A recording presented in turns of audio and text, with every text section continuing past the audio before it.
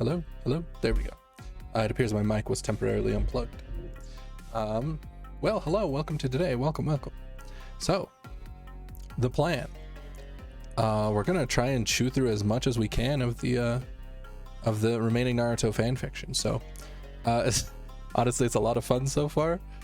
We actually got into the meat of what is actually making this AU special, right? So, Zabuza lives and is Naruto's bodyguard. Naruto has a servant now, Uzumaki-san. That's really like the big differences now that are a part of this. Haku died still, so I guess rip Haku. Otherwise, yep, still just Shadow the Hedgehog sealed inside of Naruto with the Kyuubi. Oh, and it does seem like apparently Shadow helps suppress the Kyuubi's powers, I guess, which is interesting. But yeah, so today we start the tuning exams with the written exam. So I'm excited. I'm ready to just hop right into it, to be honest. This is gonna be a lot of fun. I'm not sure that we'll be able to finish today because that would pertain to reading, what is it, 13 chapters. So probably not gonna be able to, but we'll see. It could be a long stream. So let's see if we can. So I'll just slide over here. Let me shrink down a bit and come on over. Oh,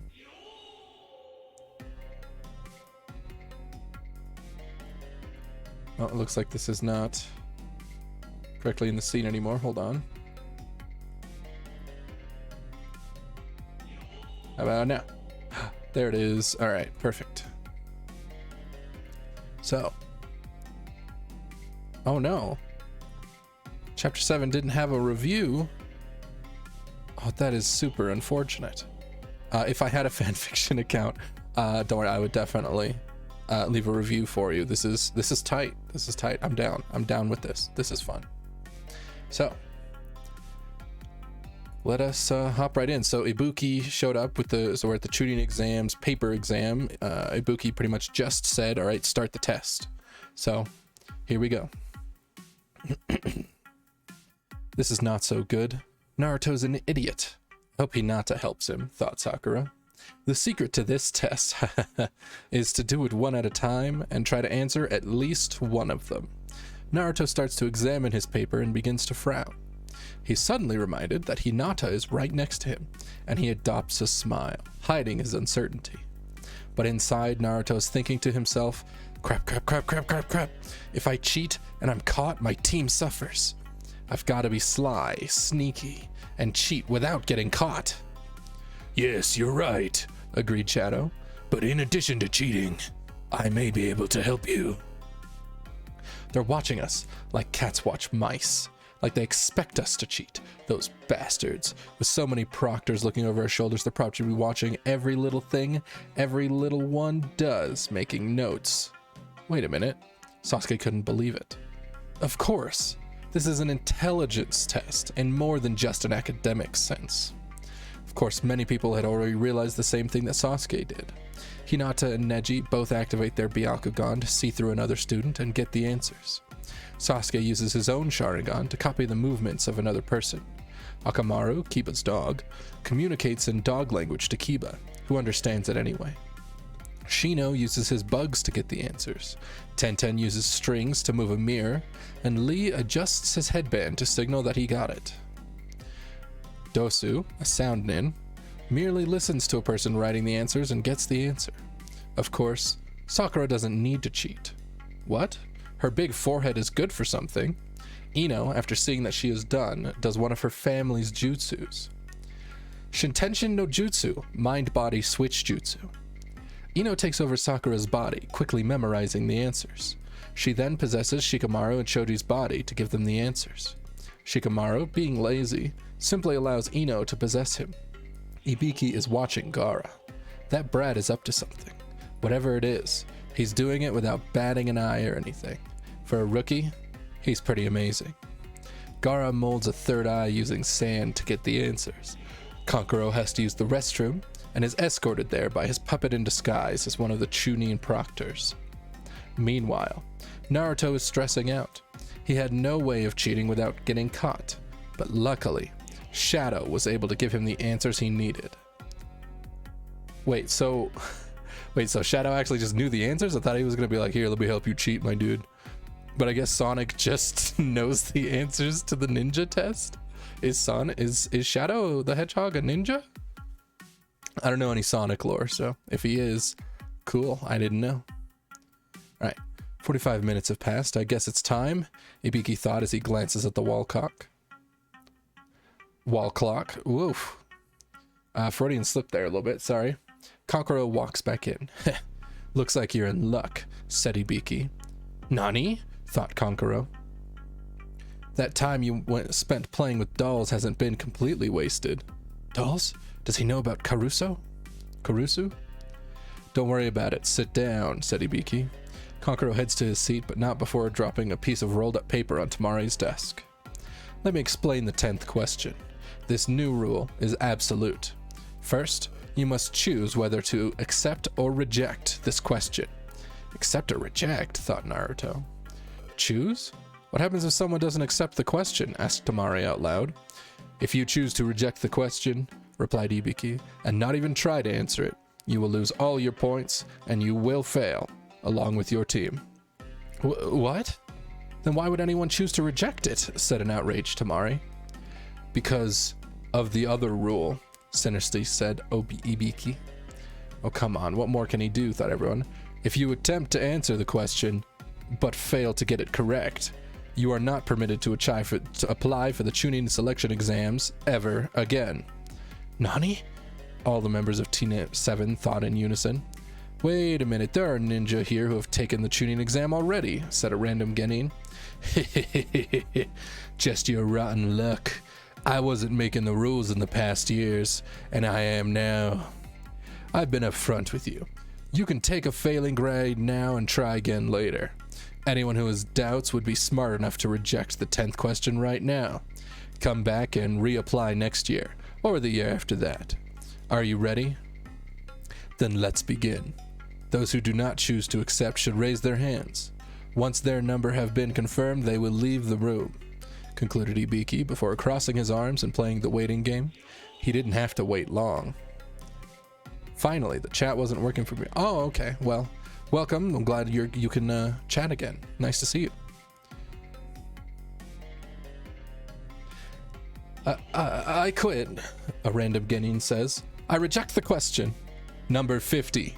Fail, said a Chunin proctor named Tatami Iwashi. Forgive me, Gena and Inaho, said the same genin. Number 130 and 111, you two also fail, yelled Izumo Kamizuki. I quit too, said another genin. Me too, said more genin. Naruto shakily raises his hand, shocking all of Team 7. Slam! Never underestimate me. I don't quit and I won't run. He didn't give any of us a thought. What a dobe. Thought Sasuke before he smirked. I'll ask you one last time. This is a decision that will affect the rest of your life. Quit now while you still can. I never go back on my word. That is my nindo, my way of the ninja. All of the remaining genin smile at the antics of the blonde shinobi. 78 of them are still here. An interesting kid. He dispelled everyone's doubts along with his own. There's no point in dragging it out any longer. Thanks to him, no one else will quit. Whew. Try not to die here. So, where was I? So it was most of them are going to quit, right? With a nod from the other proctors, Ibiki continued. Good call. So, everyone is still here. You just passed the first exam. Nani? Called everyone in the room in unison. Heh. What do you mean passed? When did that happen? What about the 10th question? Ibiki grinned. There is no 10th question. Beyond the whole accept or reject. What a minute. Then what was the point of the other 9 questions? This was a total waste of time, Tamari complained. There was no waste. Those questions had a purpose, which they already served. Nani? Tamari exclaimed. Such as? Our goal was to test your skills at spying, said Ibiki mysteriously. What the hell's up with this attitude? A random genin whispered herself quietly. He seems like a different person. Our skills at spying? Yeah, remember the rules at the beginning? You pass or fail as a part of a 3-man squad. With that rule, I pressure you with the fear that if you do anything wrong, you would bring your teammates down with you. Oh, I get it. However, the questions are beyond the level of genin. You shouldn't be able to handle it. Therefore, most of you, having reached that same conclusion, had only one way to retain your points: by cheating. In other words, we set up the test on the assumption that you would cheat. And to ensure there'd be suitable targets for you to cheat from, we snuck in a pair of ringers, 2 chunin who already knew all the answers. Nani? Oh man. It took me forever to figure out who they were. Yeah, me too, Naruto thought to himself. Haha, yeah, it was obvious. Any idiot could tell, right, Hinata-chan? Right. That baka, he had no idea, thought Sasuke. Of course, anyone who cheated in a clumsy or obvious way, Ibiki is saying this while taking off his bandana, failed. Because there may be circumstances where being caught in the act of espionage can cost you more than your life. You pry in ways that can be taken from you little by little, time and time again, when many lives hang in the balance. Gulp. Burns, scars, punctures from where screws were used, long slash marks. He's been tortured, thought a horrified Sasuke. What happened to him, thought Naruto. Gaara remained immobile. Ibiki started to tie his headband back on. The information you obtain can't be trusted, if you can't keep your presence secret from the enemy. After tying his headband, Ibiki glares at all of the genin. Learn that and learn it well. If you bring back intelligence from a suspect source or a compromised operation, you're doing the enemy's work for them, putting those that you serve in danger. That is why we maneuvered you into using your espionage skills to cheat. It was the quickest way of weeding out the students whose skills are not yet up to snuff. Okay, said a random genin, but what's the deal with the 10th question? Ah, the 10th question was the first real question on the exam. Oh no, what do you mean, said Hinata.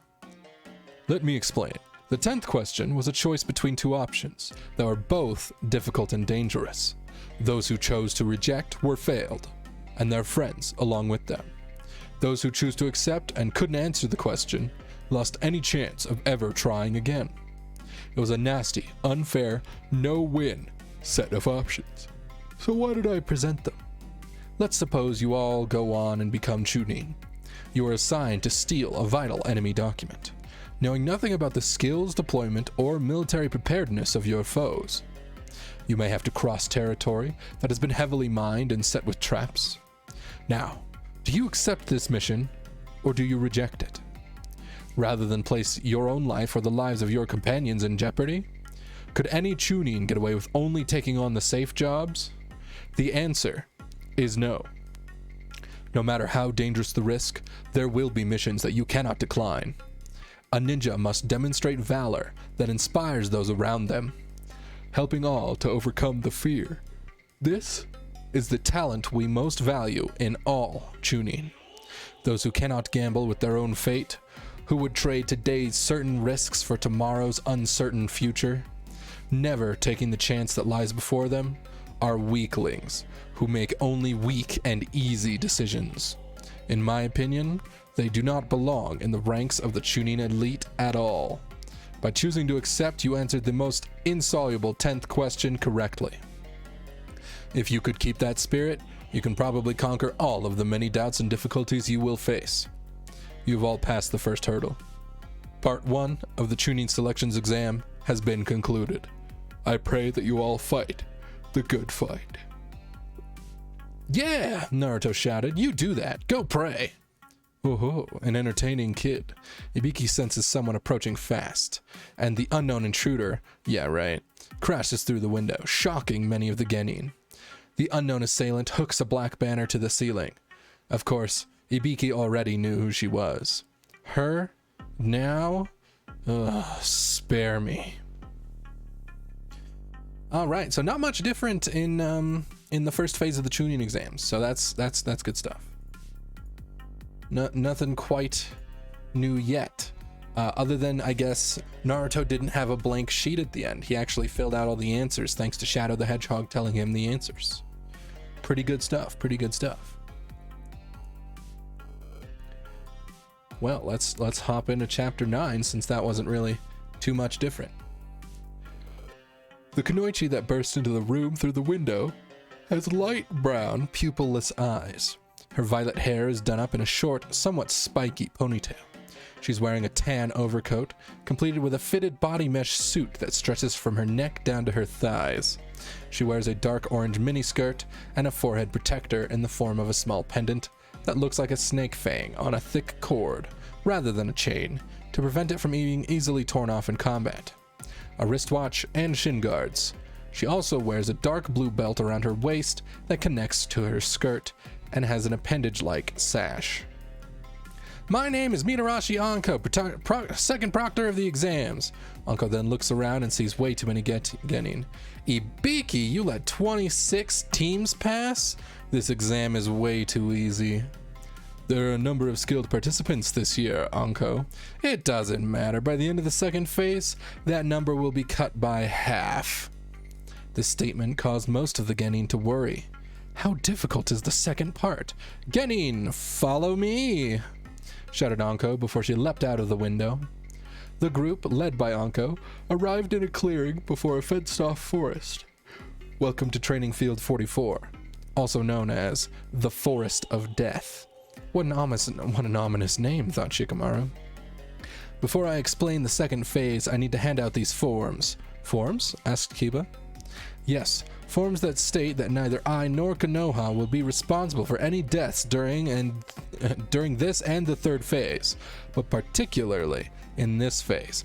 Now let me explain the second phase arena and why you are here. I see dead people all the time. Cut it out, Shadow. Just out of nowhere. I see dead people. Thanks, Shadow. That's not really relevant right now. The Forest of Death has a river running through it, a tower in the exact center, 44 gates that lead into the forest. The radius of this forest is 10 kilometers. Each team will be assigned either a heaven or an earth scroll. Since there are exactly 26 teams, 13 teams will receive the heaven scroll, and the other 13 will receive the earth scroll. Your task is to hunt for another team's scroll and guard your own. If you have the heaven or earth scroll, you search for a team possessing an earth or heaven scroll. Once both heaven and earth scroll are obtained, you may make your way to the central tower. You may have 5 days to complete this task. Are there any questions? What do we do about food? Asked Choji. There are many edible plants, but there are also many poisonous plants and animals that can hunt you down. Any other questions? Will we be in the forest for the entire 5 days, or can we quit in the middle? Asked Shikamaru. Besides entering the tower, you must remain in the forest for 5 days, and you may not quit in the middle. Anyone else? No one asked any questions, so Anko resumed her lecture. Now that is out of the way, please hand in your forms to that booth. 3 forms give each team either a heaven or an earth scroll, but others' team will not know which scroll you possess.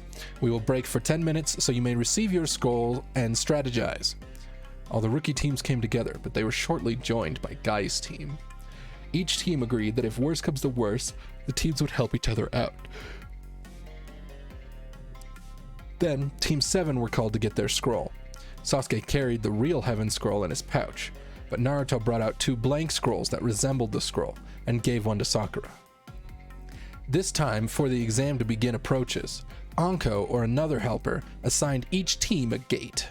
When the clock struck 5 p.m., each gate opened, and every team ran into the forest. Team 7 were deep in the forest when suddenly, they all tensed. A strong wind blew Naruto away before he could brace himself. The wind brought Naruto to a clearing, but before Naruto could recover, a giant snake appeared. Oh hell no, Naruto thought as he was eaten alive by the huge snake moments later. Chaos Blast! Sakura and Sasuke recovered quickly and wondered where their teammate was blown off to, but before they could do anything, a grass nin appeared. I found my target at last. Do you want our heaven scroll? No, I want you. But you want my earth scroll, so... The grass nin brought out her scroll. wrapped it in her tongue like a snake, and swallowed it whole. "Let's play a game," said the grass nin before revealing the yellow eye of a snake, which paralyzed both Sasuke and Sakura. Before the grass nin can move, he was halted by a shout from Naruto. "Stay away from my teammates or else," shouted Naruto. "Or else what?" tauntingly asked the grass nin. "Okay, you asked for it. Chaos Spear!" "What is that attack? It's clearly not chakra," thought the snake nin before he dodged it, only to gape at the destruction it caused. "That attack is lethal. It can probably severely harm any normal shinobi. But I am not a normal shinobi." "I need more power, Shadow." Remove your inhibitor rings then. I believe removing the rings will awaken the QB, your other tenant." Naruto removes the rings, and immediately a new voice awakens. "Sorry about last time, but you awoke me when I was very grumpy. I am the QB no Yoko, a vixen. So you need to make the Shadow's chaos power stronger. It's done. His powers are stronger now. And anytime you need a boost in chakra, just remove those rings and I'll give you some." "I feel stronger already." "Chaos Lance!" Naruto shot an explosive red chaos spear, which the snake nin dodged, only for more chaos to occur. "As a reward for showing such power, I suppose you earn the right to know my name. I am Orochimaru, the Snake Sennin, and I am Uzumaki Naruto, the ultimate shinobi." "The ultimate shinobi? Don't make me laugh," taunted Orochimaru as he realized the Genin's level of skill could easily top his, if he was not holding back. He's currently only at 25% of his strength. "Chaos Lance!" shot out a reddish chaos spear, but then he put back on the inhibitor rings. "Damn it, if only I could handle the ultimate lifeform's full power. QB allowed you to access more of my power. 85% of my total power now runs in your chakra network." In that case, Naruto thought as he replaced the rings to cover his chaos energy. "Futon Daitapa!" "Wind release, great breakthrough," Orochimaru said as he held out the palm of his hands and shoot a strong gust of wind powerful enough to blow back the chaos lance slightly off course. It exploded behind him, leaving him unscathed. "You're annoyingly strong, brat, but try this. Sanai Jushashu." That's as good as I can pronounce it. "Hidden Shadow Snake Hands," Orochimaru said as he made a punching motion with his right and left hands. "Not enough snakes for you? Sanai Tajashu." Many hidden Shadow Snake Hands. The attack finally immobilized Naruto, despite attempting to escape. He then remembered that he had access to more of Shadow's chaos powers. "Try to dodge this. Chaos Explosion!" Orochimaru, in his arrogance, made no move to dodge the multiple blasts, but once the bullet exploded, it caused plenty of damage. Unfortunately, Orochimaru countered by choke-slamming his enemy. "You are an annoyance. I'll eliminate you with this." Hold on. Here we go. Sorry. So he was saying, take this, right? You know, something? Yeah, here we go. Orochimaru reveals that his fingertips are surrounded in purple fire. Gokyo Fuin! 5 elements seal. Orochimaru slammed his palm into Naruto's belly, causing S new seal to appear, and causing Naruto to faint as he fell off the tree branch, only to be rescued by Sasuke, who had finally snapped out of his funk and immediately signed for a jutsu after rescuing Naruto. Katon! Gokakyu no Jutsu! Sasuke inhaled and breathed out a large fireball directly at Orochimaru, who dodged it.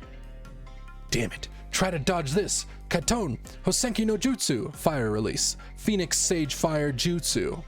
Sasuke breathed out several smaller fireballs, which Orochimaru playfully dodged.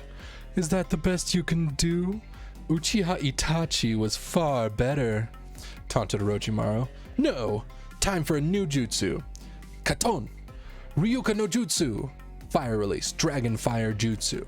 Orochimaru attempted to dodge, but unfortunately, the multiple fireballs from Sasuke's previous jutsu had shuriken tied to ninja wire inside of each fireball. Orochimaru was tied up, and Sasuke ran flames down every ninja wire. When the flames met Orochimaru, he exploded. Sasuke panted heavily, certain that his last jutsu had caused at least a severe wound. But alas, Orochimaru escaped unharmed. "You too," said Orochimaru, gesturing to Naruto and Sasuke, "are strong enough for me to consider retreating. But before that..." Orochimaru stretched out his neck and bit an off-guard Sasuke in the neck, leaving a mark that resembled the 3 tomoe of a fully matured Sharingan, causing Sasuke to scream in pain. Fortunately, Sasuke's yelling in pain caused Naruto to wake up momentarily. Ooh. Naruto turned his attention to Sasuke, who was still in pain, then directed his attention to Orochimaru. Naruto quickly opened the palm of his right hand and gathered what little chaos energy he had left. "This will knock me out for a while. Chaos Spear!" Naruto quickly launched a white spear-like projectile, which slammed into a distracted Orochimaru. "Curses! That attack caused more damage than I thought it would. I have to fall back. For Nua." "Kukuku, you are much more powerful than I thought. It's a shame that I cannot mark you. Farewell, ultimate shinobi." Orochimaru retreated as Naruto lost consciousness. Meanwhile, Team Guy, once night had fallen, stopped in a clearing surrounded by trees. "Lee, Tenten, split up and search for other teams. We meet back here in half an hour. This clearing," Hyuga Neji said as he flicked a kunai straight down. Neji had a noticeably long dark brown hair, which reached the middle of his back and was tied back a few inches above the end, while 2 straps attached a similar headband underneath his ninja forehead protector, framing the size of his face. Like with the rest of the clan, he has fair skin and possesses the renowned Byakugan eyes, which, when activated, stimulate the veins and arteries immediately around his eyes, which are depicted with a slight tint of gray to them to protrude more prominently. He was seen with a black headband that he wore snugly over his forehead. He wore a khaki shirt and dark brown pants. He also had bandages wrapped around his arm, chest, and right leg. Sakura wondered what she should do now that Orochimaru has left. Deciding to treat their wounds in a more private place, she shouldered Naruto and Sasuke as she left to find a hiding place. She came to the hollow base of the giant tree and decided to hide there for now. Sakura quickly bandaged Sasuke's wound and placed an ice pack on Naruto's forehead. Sakura, once done, immediately set a few traps to at least stall any incoming enemies and sat down, guarding the pair. Sakura almost closed her eyes several times, but quickly snapped them open again. "I've got to guard these two. Sasuke would do the same, wouldn't he?" Sakura immediately tensed when she saw a rustle in the bushes, but calmed herself when she saw it was merely a squirrel. Then her eyes widened as the squirrel came too close. She flicked a kunai to the squirrel's feet, which caused it to run away. "Does she see the exploding tag on its back?" asked Abumi Zaku, one of the 3 sound genin who were spying on. Team 7. Zaku had spiky dark hair and dark eyes. He wore a beige shirt with 2 black stripes and 3 prints of the kanji for death, shi, down the front. His forehead protector had a face guard, albeit more worn and under the cloth, rather than connected to the metal plate. Like his 2 teammates, he wore a snake-patterned scarf around his neck. No, she must have set a trap there, and the squirrel with the exploding tag on its back must have gotten too close, said Kinuta Dosu, teammate of Abumi Zaku. Dosu had bandages covering most of his face, leaving only his left eye uncovered.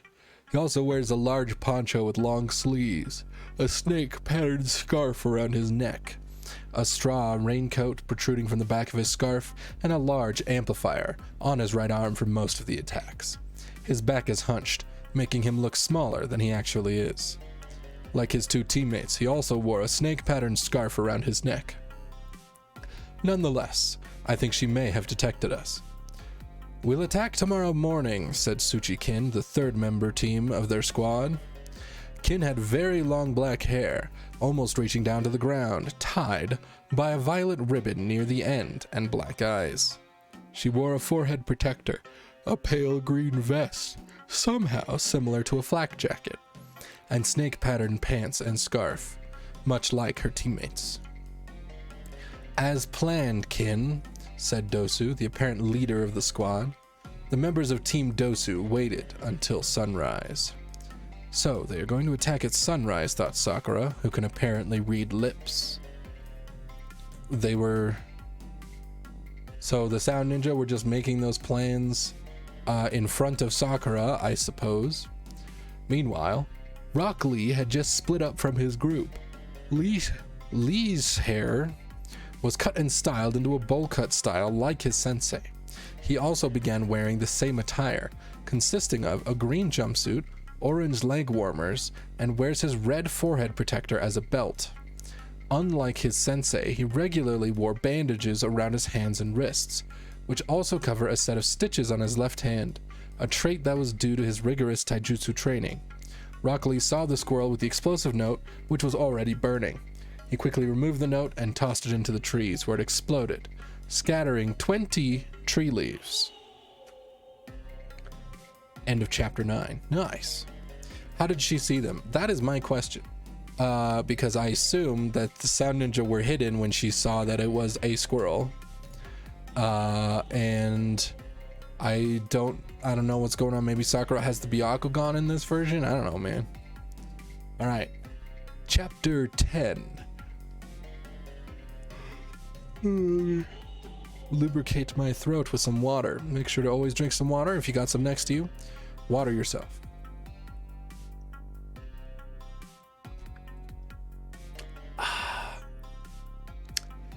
Very nice, very nice. Team Dosu were hiding in the bushes, waiting until sunrise. Once the sun had risen, the three sound genins sprinted out to where the squirrel was stopped.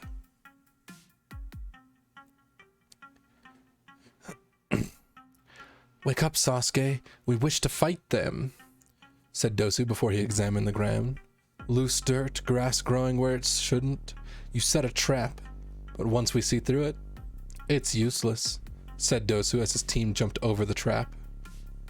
Sakura smirked as she cut the ninja wire behind her. A giant log was released from the treetops, headed towards Team Dosu. "A double-layered trap? No." "Just kidding." Dosu punches the log with his melody arm, a gauntlet strapped to his right arm. The impact of the punch causes a wave of chakra to focus the log, shattering it. "Nice try, little girl," taunted Dosu, as he swung his right arm at Sakura, distorting her senses as waves pounded on her ears. Sound waves? Dosu continued his assault, when a green blur appeared and blocked the attack with a mighty tree root. "Lee-san, what are you doing here?" "I promised to protect you with my life. There's some trick to your attack. If only I could figure it out. But I'll worry about that later. For now, I'll do this," said Rock Lee as he removed his bandages on his arm, so the ends of the bandages hung near his knees. Lee proceeded to attack Dosu, who hastily defended. But then Lee crouched down low and launched Dosu up to dizzying heights with a kick to his jaw. "And now, Kagebuyo!" Shadow of the Dancing Leaf. "Omete Renge!" Front Lotus. Once Lee was behind Dosu, he then restrains him and pile drives Dosu into the ground, head first, while rotating at ferocious speed. As Dosu approached the ground, Lee kicked himself away. However, this technique is a double-edged sword for it hurt Lee as well. Shit, if Dosu slams into the ground at that speed, the impact alone might kill him. I've got to save him. Zankuha, decapitating airwaves. Zaku opened the palms of his two hands, revealing two holes, which created two supersonic blasts of air. He slammed his hands onto the ground to cushion Dosu's fall. Damn, even though Zaku managed to cushion that fall, that attack still hurt like a bitch. Dosu thought as he recovered quickly. Lee was so focused on defending Sakura that he had to dodge one of Dosu's Kiyomaisen, resonating echo drill attacks, which disoriented Lee's vision and made him dizzy, causing Lee to become literally sick from Dosu's attacks. Sometime before, Neji was walking through the forest when he heard something in the bushes. The bushes hid 3 cowering genin. "We can't beat Neji," whispered the platinum blonde-haired Yamanaka Ino. "Troublesome, but you're right. We stand no chance against Neji or even his team. It's best we retreat," said Nara Shikamaru before grabbing his teammate, Akamichi Choji, who accidentally dropped a potato chip from a bag of potato chips. Choji was about to reclaim it, but Ino and Shikamaru both held him back. "He'll see us if you reclaim that chip. It's too risky. Neji might take our scroll." "There's no reason to be afraid. I don't plan on going after weak teams. Besides, we made an agreement, and I'm not violating that agreement," Neji said, then moved away. "I just remembered the agreement. Troublesome as it is, we don't need to worry about losing our scroll to his team or Sasuke's team. Or even Shino's team," said Shikamaru. Present time. Team 10 was witnessing the fight, debating on whether or not to help Team 7. With Lee incapacitated, he was unable to protect Sakura as Kin grabbed her by her hair. "Such beautiful and lustrous hair. I'm kinda jealous about it. You must shampoo and condition it daily." "But a real kunoichi doesn't bother to," Kin exclaimed, "for long hair can be restrained by an enemy like this," Kin said as she grabbed some of Sakura's hair so that she couldn't escape. Before Ino had convinced her teammates to help, Sakura surprised Kin by clutching a kunai and cutting off some of her long pink hair. "That's it, I'm helping," and with that, Ino ran onto the battlefield, kunai in hand. Since Ino ran out, Shikamaru and Choji couldn't just abandon her. Formation, Ino Shika Cho! Team 10 attacked both Dosu and Zaku, while Sakura held off Kin. Eventually, Sakura focused her attention to Zaku. Zaku kept throwing kunai, which all landed on target. But Sakura repeatedly used Kawarami no Jutsu to replace herself with a log. It got to the point that Zaku just flicked a kunai, and then he began searching for Sakura, only for a drop of blood to warn him that she didn't use Kawarami no Jutsu. And with that continued for a moment before both Hyuga Neji and Tenten arrived on a tree branch, searching for their missing teammate. "Who did this to our teammate?" Neji asked upon sighting his teammate. "I did, so what are you gonna do about it?" Dosu smugly said. In response, Neji activates his Byakugan and is about to leap into action when he notices something. "Aren't you going to avenge your teammate?" curiously asked Dosu. "There is no need. After all, he has awakened," he said, gesturing towards Sasuke. "Sasuke-kun!" exclaimed Sakura before pausing. "Wait, you're not Sasuke-kun?" Indeed, he was not. Sasuke still looked the same, but the left side of his body is covered with flame-like markings, and his left eye was a Sharingan. "Sakura, who did this to you?" "I did," said Zaku. "What are you gonna do about it?" "This," said Sasuke. "Looks like I'm gonna give you the chance. Zankukyo Kuha!" Extreme decapitating airwaves, Zaku said, releasing 2 hypersonic blasts of air, despite Dosu warning him. "See? What are you worried about? My attack wiped him out," Zaku said smugly. "Oh really?" said a creepy voice behind Zaku. Before Zaku can turn around, Sasuke kicked him away and made hand signs for a jutsu. "Katon, Gokakyu no Jutsu." Sasuke breathed out a far larger fireball, which Zaku attempted to blow out with Zankuha, only for it to fail, and Zaku to receive a level 2 burn on his hands. Zaku exclaimed in pain, saying, "Hot potato, hot potato!" Sasuke vanished and reappeared behind Zaku, restraining his arms with a foot planted on his back. "You seem proud of your arms. Allow me to break them," said Sasuke as he applied more pressure on his foot, until finally 2 snaps were heard as Zaku's arms broke. "Motherfucking!" "Now, who's next?" asked Sasuke as he turned his attention to Dosu. However, before Sasuke could make a move, Sakura stopped him by hugging him. Stop, please. You've done enough, Sasuke. Sasuke, with a lot of effort, suppressed the evil flame-like markings back into his cursed seal of heaven, despite the fact that the power of the seal made him feel stronger. Dosu, witnessing the partial control of the seal and the condition of his teammate, Dosu surrendered and placed his earth scroll before him, so that Sasuke could see it. You are strong, too strong at our current condition, so we surrender. Now this, if we are to ever meet again, we will not run nor hide. Okay, said Shikamaru while Neji and Tenten retreated with their comatose teammate over Tenten's shoulder. Do we have any further business here? It was at that point that Naruto regained consciousness. What happened?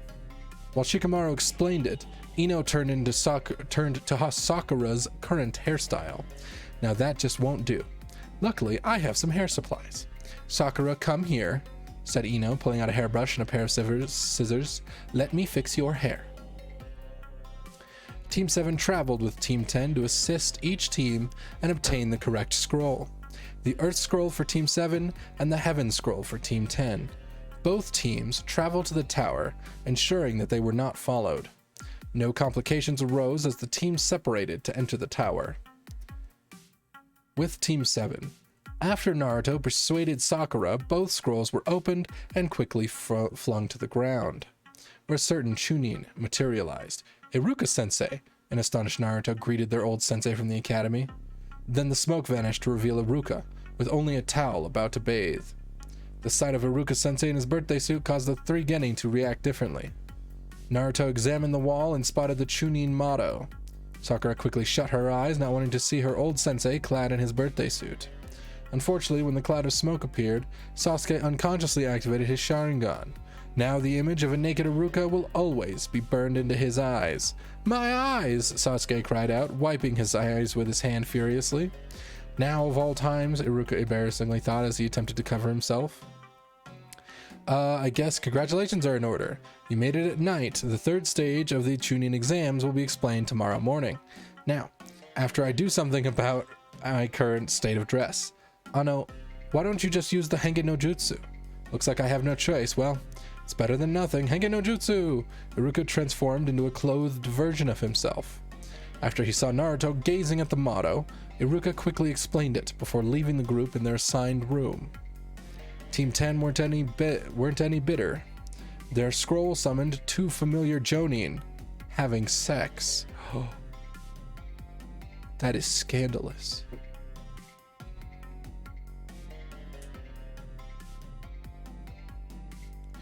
Wow, wee wah. So not much is going on different. So I think that this person really likes the way that the Chunin exams went. So they're really just kind of leaving it alone and being like, we ain't gonna touch it. You can't beat it, right? Because I guess it sounds like they really like it. All right, chapter 11. So this should be the third stage, or no, it's probably like the 2.5 stage, right? Probably. So.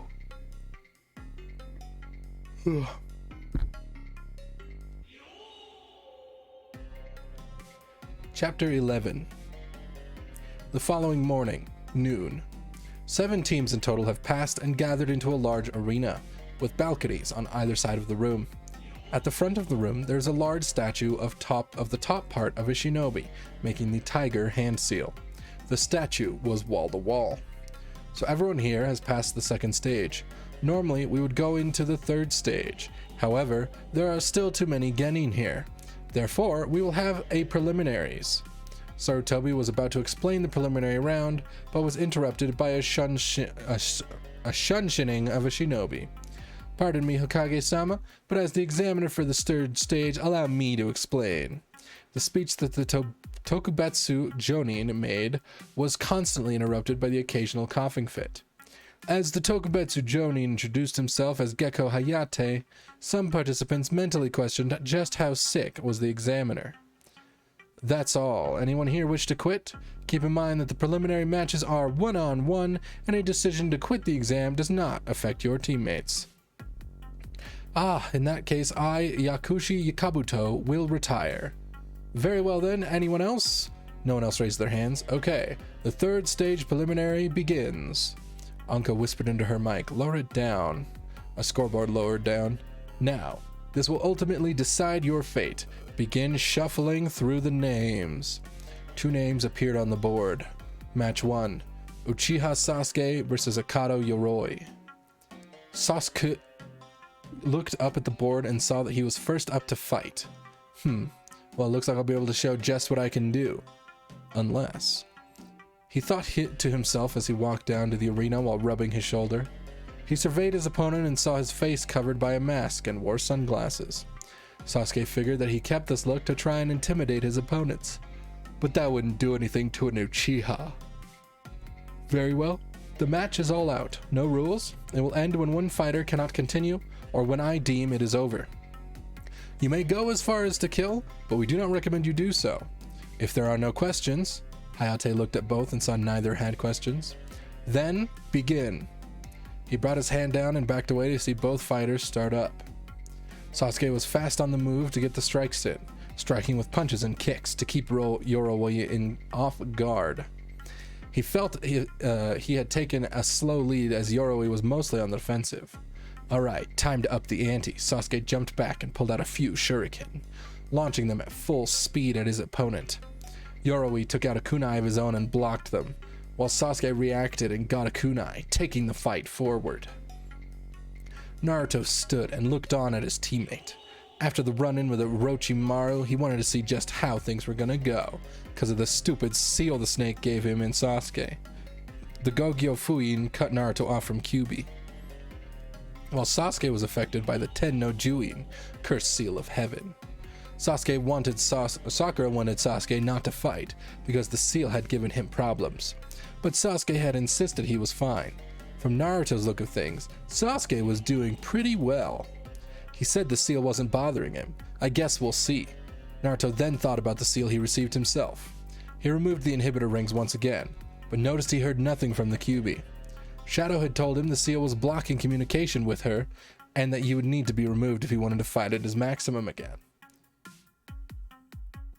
The fight continued as Sasuke started to notice himself getting weaker. He had taken a few hits from Yoroi and felt himself slowing. What's the deal? Why do I feel weaker? Heh, so you noticed, huh? Feeling weaker, right? That's what happens when you fight someone who can absorb chakra. Yoroi's hands glowed with a blue aura. I plan to drain you of all your chakra and put you away for good. Yoroi ran in and put Sasuke on the defensive. He knew he couldn't take away any more hits or he would be in serious trouble. But there was one thing Yoroi didn't know. Sasuke had his trump card. I haven't used it since I got that seal, but I have to risk it. Sasuke got some room and closed his eyes. Focusing his chakra into his eyes, he activated the namesake of his clan, Sharingan. He opened his eyes, revealing that they were now red with a single black tomoe. Things became more clear and precise to him, however. The moment he activated it, he felt a sharp pain shoot through his shoulder where the seal was. Yoroi laughed as he saw Sasuke in pain. Guess you can't use your Sharingan. This'll make my victory all too easy. Naruto looked down and saw Sasuke's pain. I wonder what he's gonna do. He's gonna end up dead if he doesn't do something. Oh, that was Shadow. He's gonna end up dead if he doesn't do something, Shadow replied to his host. Sasuke immediately deactivated his bloodline and started thinking of another plan. He had to think of something fast or he was gonna lose. That was when it hit him. Just as Yoroi was getting ready to strike him, Sasuke ducked down and launched a vicious kick into Yoroi's chin, kicking him into the air. If it worked for that Lee guy, it might work for me. Quickly moving, Sasuke followed Yoroi and directly behind him in the air. He struck him with a hard punch, then rotated around and hit another. Alright, time to end this. Shishi Rendan. Sasuke returned to his body and landed a hard heel kick into Yoroi's chest, slamming him to the ground. The force of Yoroi's body hitting stone and Sasuke's heel in his chest were sure to crack some ribs. Sasuke got to his feet, breathing quite heavily. Hayate came over to check and noticed Yoroi was out cold. Winner of the first match, Uchiha Sasuke, Hayate proclaimed. Sasuke had a smile on his face for the victory he just won. Then he noticed Kakashi behind him. Come, Sasuke, we need to do something about that seal. Without a chance to reply, Kakashi vanished with Sasuke. The medics took Yoroi off the field as the view screen began to choose the next match. Everyone watched, wondering who it was when the next two fighters were selected. The board highlighted the next two fighters. Very well, the next match will be Nara Shikamaru versus Tsuchi Kin, Ayate called out, instructing the next two fighters to come to the ring. Shikamaru sighed to himself. I have to fight a girl, how troublesome. It only got worse for him when his teammate decided to let him have it. You'd better not lose, Shikamaru, Ino yelled at full blast in his ear, making him cringe at the shriek of her voice. Thanks for the word of confidence, Ino. Shikamaru grumbled as he walked down the door. He looked over his opponent and hoped he didn't have to put too much effort into the match. As for Kin, she remembered Shikamaru from the run-in they had in the forest. He's that teammate to the girl that did the strange mind control thing. Well, let's see if he can handle what I have in store. You know the rules, and so do I. Any questions? Hayate saw they were both ready for combat. Then, begin. Shikamaru made no immediate moves. He kept an eye on Kin and wondered just what she was going to do. He saw her take out some senbon needles and wondered just what she had planned. You're just gonna stand around like a lazy bum? Don't make this so easy for me. Kin started throwing her senbon needles, but Shikamaru easily dodged them. He did notice slight glints of light as each senbon passed him, and wondered just what they were. That was when he noticed a strange sound in his head. Hey, what? After a few seconds, he saw Kin seem to multiply. He also noticed his balance was severely affected. What are you... You thought I was just throwing needles at you? Well, you're wrong. See, I specialize in sound-based attacks, and each needle has a very tiny bell attached to it. That bell is sending a sound that targets your eardrum, disabling your sense of balance and direction. Kin laughed as her jutsu began to do more to Shikamaru. Lazy bums like you deserve to die if you put up no effort. She was about to run in and attack when she suddenly noticed she couldn't move. Hey, what the? She then saw Shikamaru look up with a smile. Kagemane no Jutsu. Shadow Possession Jutsu. Complete. Kin looked down and now saw that a long black shadow connected her to her opponent. What did you do to me? She wanted to know why she couldn't move. As you said, you specialize in sound-based jutsu. My clan specializes in shadow-based jutsu. I just sent my shadow out and merged it with yours, giving me total control of your every move, Shikamaru explained to her. But how? I never saw you do that, Kin was still confused. Of course you didn't. I sent my shadow along the one produced by the wires you had attached to your senbon. It was quite easy to see them the way the light reflected. You saw the wires? Impossible! Kin couldn't believe what she was hearing. Not really. Now that I have you under my control, I need to figure out how to end this match. He then remembered the conversation Ino had with Sakura after their run-in with Kin's team. A smirk briefly appeared on his face before disappearing, but nobody, save for Asuma-sensei, noticed it. I do remember you belittling a comrade over her hair. I wonder what your reaction would be if you were in her situation. He took a kunai from his pouch, and Kin's movements mimicked her own. As he moved his hand to his head, Kin did the same. But there was a difference. When it looked like as if Shikamaru grabbed nothing but air, Kin grabbed a handful of hair. What are you doing? You can't be serious to do this. Kin felt her other hand with the kunai move up and position itself to cut her long hair. Really? You're a kunoichi. Something as trivial as hair shouldn't matter. Shikamaru had a dark grin on his face as he was ready to move. Naruto saw this and was actually surprised. He's good. It's strange, he acts like a complete slacker, but he's really very cunning. Maybe I should talk to him face to face sometime. Kin was actually sweating. She was a shinobi, but even so, she was a girl too. She never let anyone know it, but she actually takes a lot of pride in her long hair. She had trained herself to never let anyone see her emotion, and now it was becoming very difficult to hide it. I still think that you're bluffing you'll go through with this, she said hopefully. Shikamaru saw she was actually putting up a fight. It was interesting. Then he remembered something. All the times Ino had been annoying as crap for how she went on about her hair and how it was to impress Sasuke. Maybe his next moves would make her start to rethink things, and maybe get her off his back for a while. Yeah, maybe I am bluffing. Shikamaru then pulled his hand in motion as if he was cutting hair, causing Kin to slice her long locks. And then, maybe I'm not. Ino couldn't believe what she just saw. Shikamaru actually did that? Mind you, she didn't like Kin at all for attacking her comrades, but even she had some female respect for her girl and her hair. Oh well, hello Askiski. Welcome, we're reading some delightful fanfiction.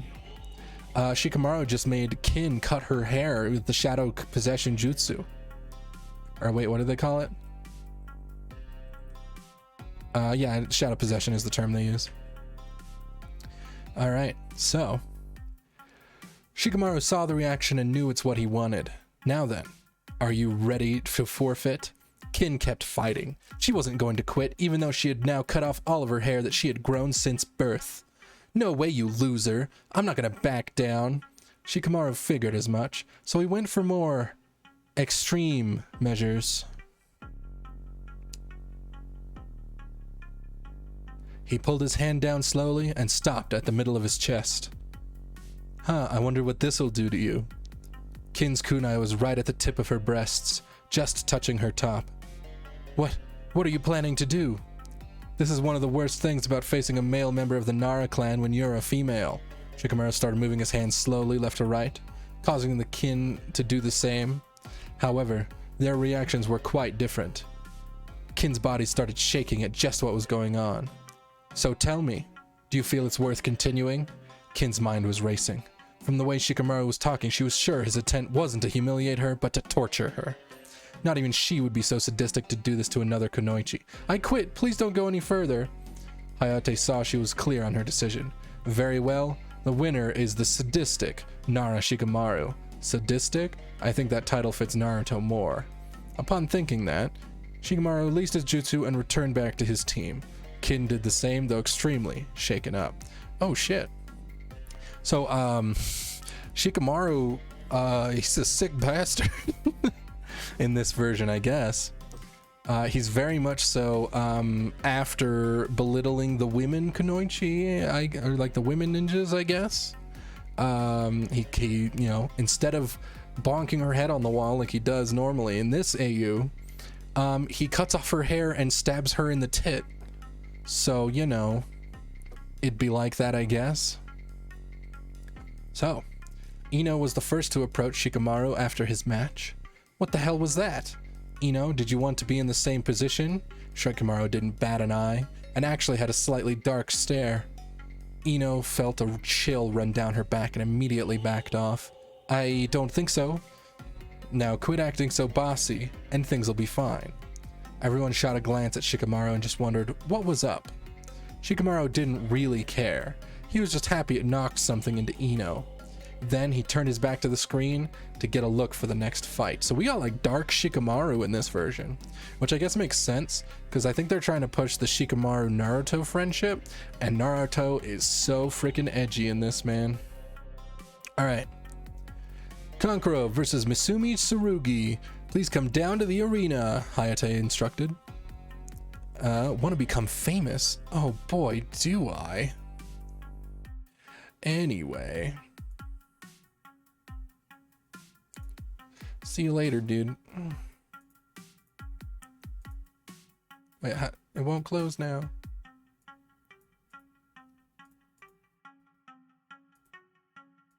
Bam.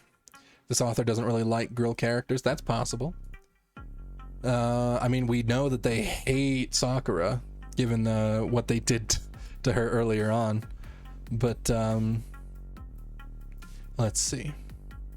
Guess we're on Kankuro's jobber match. So, right, as those two walked into the stadium, Naruto walked over to Shikamaru.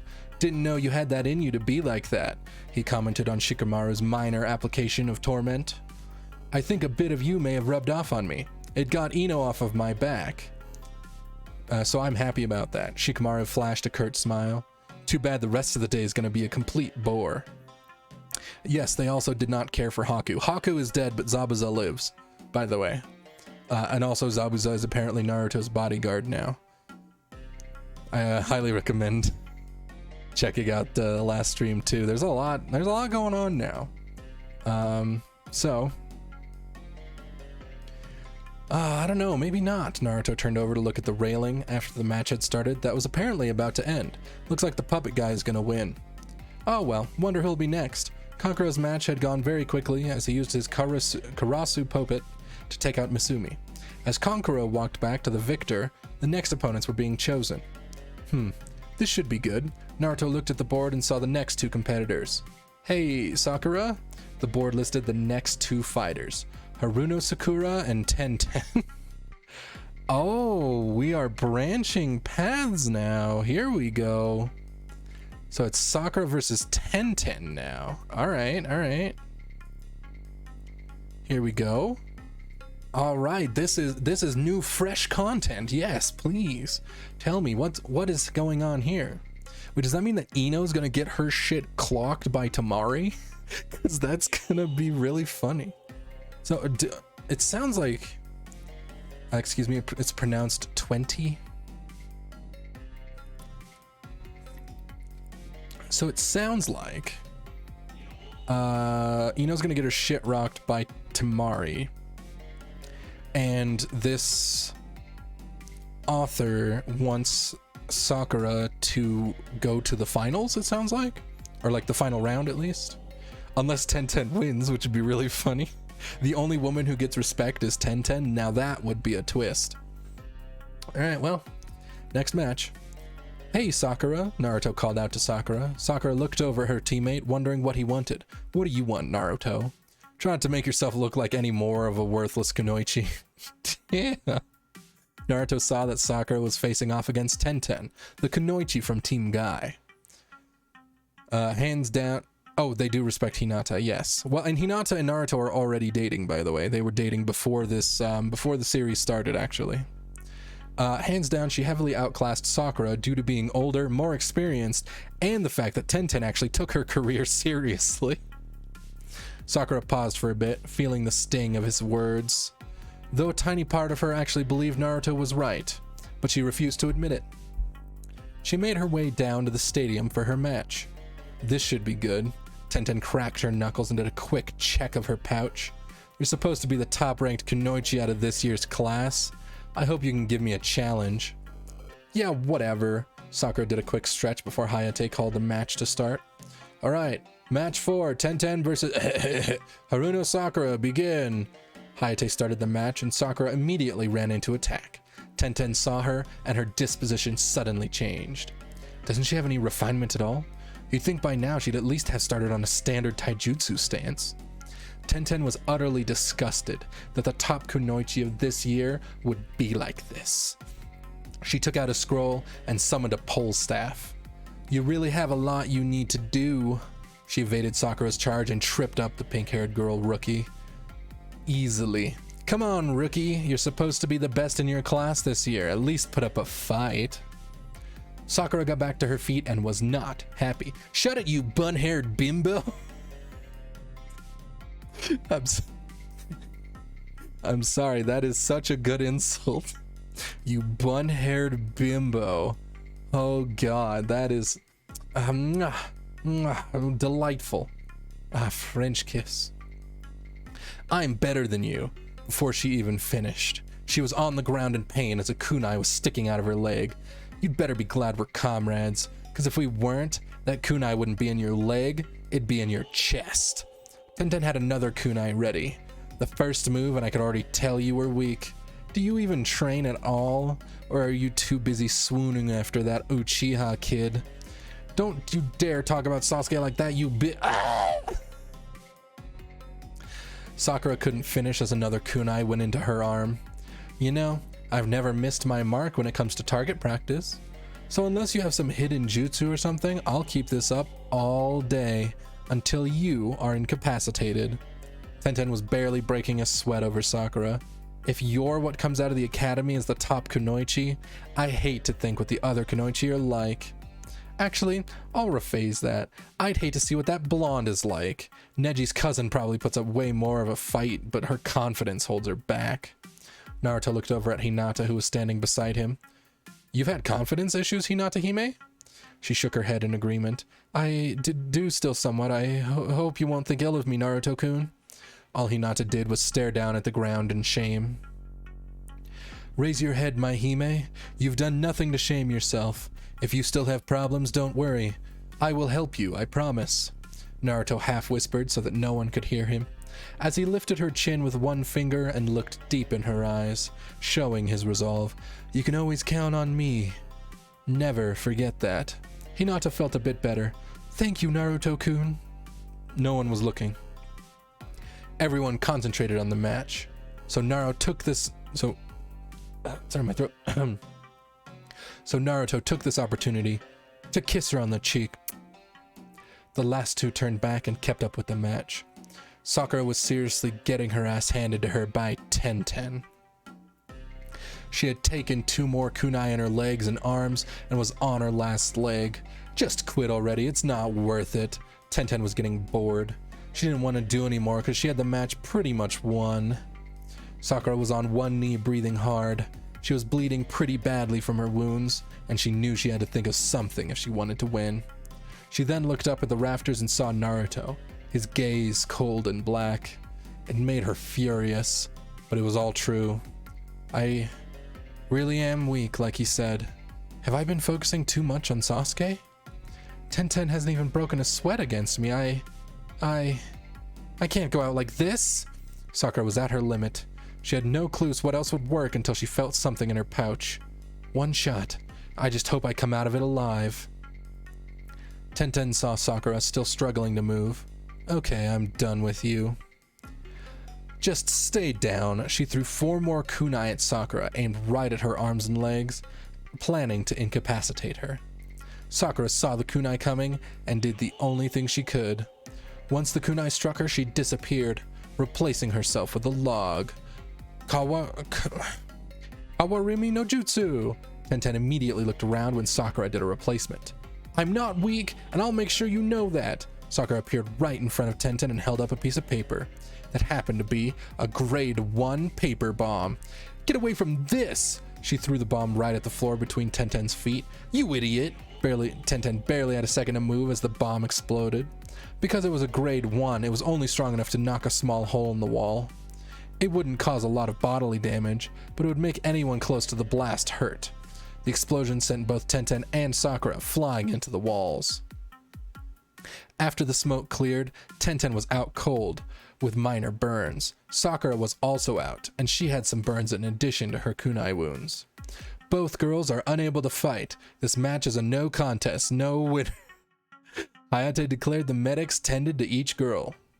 Up in the stands, everyone was in shock. No one ever expected Sakura to pull a move like that. Is she insane? Ina was furious. She had some rival respect for Sakura, but never figured she'd do something that stupid. Guess she's moved up from worthless to stupid now. Naruto sighed as he waited for the next match. Okay. Why are they? I'm so confused.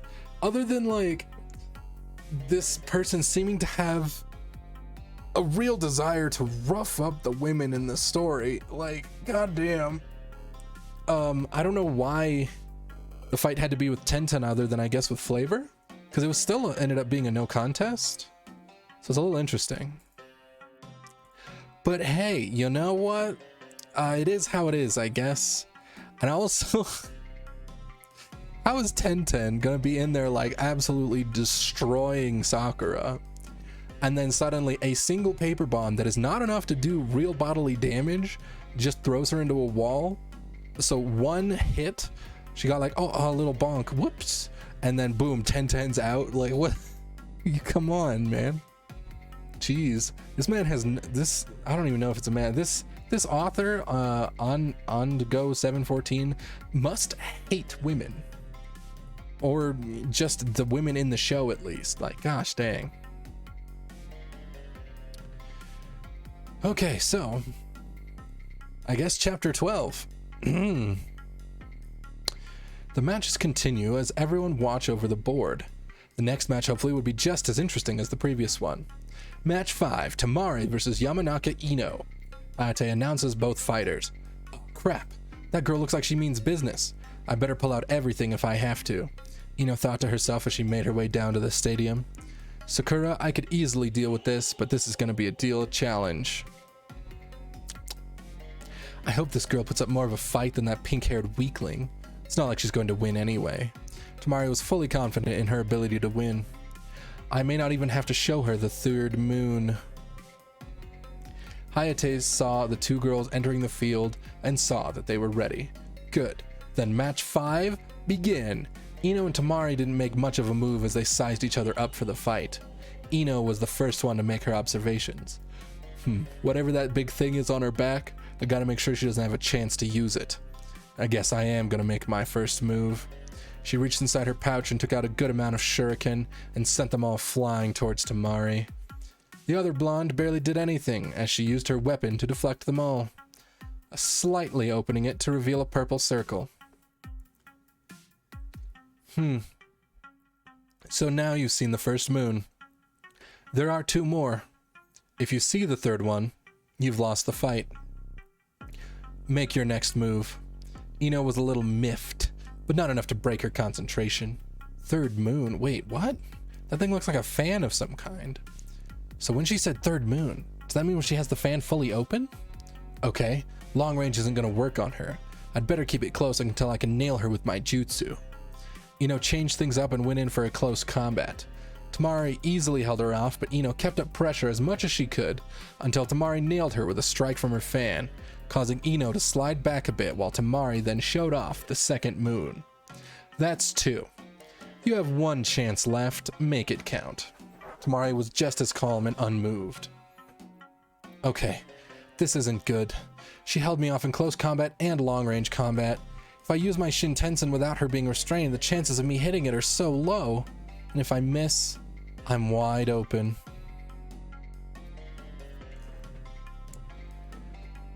Ino checked her supplies to see what she had left. Okay, I know Sakura pulled an idiot move, but maybe it can help me if I do things a little different. Hope this works. Ino took her last shot by throwing a barrage of kunai as fast as she could. Tamari was let down that Ino would roar Zort to such a novice move. However, Ino changed things up. She attached smoke pellets and 2 paper bombs to the kunai and had them detonate just as they reached Tamari. Unfortunately, it wasn't enough to give her an opening, as the smoke was suddenly blown away violently, and Tamari stood with her fan wide open. That's 3. Now, it is my turn. Tamari swung her fan with ease, creating a massive vortex of wind. Kamai Tichi no Jutsu. Wind Scythe Jutsu. The force of the wind was strong enough that it pulled Ino into the vortex and sent her high in the air. Ino could feel the wind hitting her, cutting into her skin. Tamari just looked on her opponent as she started to fall, and that's when she made her final move. She closed her fan and positioned herself right under Ino, jumping into the air until she was even with the other blonde. I told you. 3 moves and you're finished. Tamari then swung her fan like a club, slamming into Ino full speed towards the ground. Ino landed with a violent crash that knocked every ounce of wind out of her, and probably cracked some bones. Tamari landed right beside her without so much as a scratch. Winner, Tamari! Hayate called the match as the medics rushed over to get Ino to the infirmary. As Tamari was walking back to her team, the next match was called. Next match, Abumizaku versus Aburame Shino. While the two walked the floor, Naruto was discussing the match with Hinata. That Tamari girl's pretty tough. She beat Ino without breaking a sweat. I think she's older than us. She may have more experience and training, Hinata replied as she watched Shino's match start. Yeah, you might be right. Though I think you or that Tenten girl would have stood a good chance. At least you two actually put effort in your training, unlike Ino and that stupid teammate of mine. Naruto looked as Shino's match seemed to go in his opponent's favor. Naruto-kun, why do you not like Sakura? Hinata was hoping to find out a little more of his dislike of his teammate. She doesn't take things seriously. To her, the world revolves around Sasuke and no one else. She thinks that our team is her and Sasuke, and that I'm just a failure to make Sasuke look good. Naruto replied in disgust. Even when we had to do teamwork exercise on our first day, she didn't believe me and thought Sasuke was the key to completing it. Honestly, it makes me sick. Hinata thought about what he had to deal with on his team. At least she was able to get along very easily with Kiba and Shino, even though Shino was very quiet and Kiba was wild and outgoing. Do you think she may improve after today? I doubt it. After this, she'll go back to Sasuke, and I don't need your help, Naruto. Just leave us alone. Hinata hoped things would improve for the better for Naruto. She hated to think that he had to deal with such negativity all the time on his team. I really wish you could have been on my team, Naruto-kun. I wouldn't have treated you with any negativity like that. While the matches continued, Sakura was slowly starting to come after her match. Slowly starting to come to after her match. Ugh, what hit me? It was the wall, you idiot. Sakura looked around and saw that she was in the infirmary. In one of the beds next to her was Tenten, who was cringing in pain at the burns she got. What were you thinking using a paper bomb like that? You could have killed us both. What was I supposed to do? Let you win? Sakura retorted back in defense. Is that what you think? If so, you're an absolute disgusting excuse of a ninja, and you just gave Kunoichi everywhere a bad name. And for what? To impress that egotistical ass you call a teammate? Don't you dare talk about Sasuke like that. Sakura defended her teammate. He's the best shinobi there is. You really think so? Tell me, if he's that good of a shinobi, what has he done to help you improve your skill? Does he work with you, help you train to get better? Does he help you practice your techniques, maybe give you feedback if he's so good? Tenten asked with conviction. From what I've heard, he doesn't give a damn about you. His only goal is to make himself better, and for all I know, he couldn't care who he walked over to get the job done. Stop it! Quit saying those things about him, Sakura snapped back. No, I will not. You think that you know so much when all you are is a green rookie with little to no experience whatsoever. This isn't a game, you bubblegum idiot. Tell me, what was the real reason you became a ninja? Was it to make the emo boy fall haplessly in love with you, so you'd live happily ever after? Tenten saw Sakura flinch after that question, easily showing that she had hit a nerve. If that's the case, then what would you do if he went on a mission and had a kunai put right to his head? I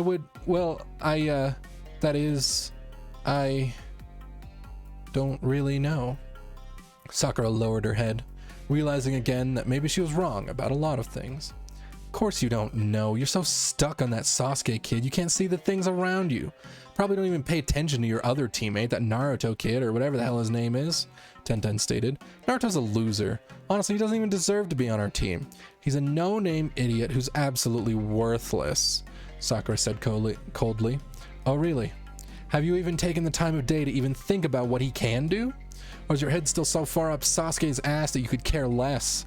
Let me guess. If you went on a mission together and Naruto was critically wounded or even killed, you'd probably say it was his own fault for being a pathetic idiot, right? Tenten watches Sakura's reactions. She knew her words were hitting nerves left and right, but as long as Sasuke's okay, that's all that matters, because it's all about him. It's not... Sakura froze before her next words came out. She was starting to think a lot about what had happened in the past few months. I don't think... You what? You don't think like that? You don't think Sasuke is a pristine jewel and that Naruto's utter trash and no one should care about him? You're pathetic. Tenten relaxed on her bed. On one hand, you infatuate yourself with one teammate to the point that he considers you utterly annoying. And on the other hand, you shower your other teammate with so much negativity and animosity that he realized you're utterly worthless to consider as a teammate. She slowly rubbed her arm to ease a bit of the pain. You know what they call people like you? They call you a liability. Why? Because you're so dependent on one person that you fail to see what another can bring to benefit you. And because of that, it'll eventually lead to someone getting killed. And you're the highest risk of getting killed. If not, you're the highest risk of being looked at as someone who will cause nothing but problems and complications on a real mission. Just shut up, okay? I don't care what you say about me because none of it's true. Sakura tried to build up her defense again, but it wasn't as easy as she thought. Oh, so the little pink princess is afraid of the truth. Face it, the only reason you got this far was because your teammates doing all the work. Based on your entire attitude, your poor skills, you've shown you are absolutely nothing but a useless excuse of kunoichi and as a person. I really feel sorry for both of your teammates having to be stuck with someone like you.